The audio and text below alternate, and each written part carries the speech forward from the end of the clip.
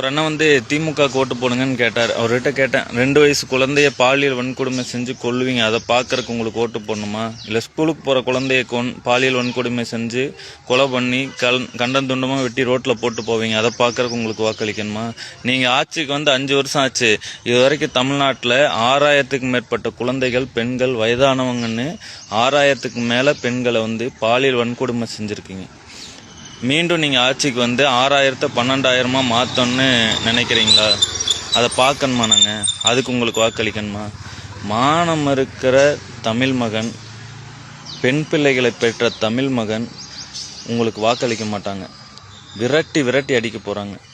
மானம்னு ஒன்று இருந்தால் திமுகவுக்கு வாக்களிக்க மாட்டாங்க. என் பிள்ளைக்கு நடந்தா என்ன, மற்றவங்க பிள்ளைக்கு நடந்தா என்ன? குழந்தை தானே. அந்த பிஞ்சு குழந்தைக்கு என்னங்க தெரியும்? 2 வயசு குழந்தைய பாலியல் வன்கொடுமை செஞ்சு கொண்டிருக்கானுங்க. அவனுக்காக வாக்களிக்க போகிறீங்க? சிந்திச்சு பாருங்க.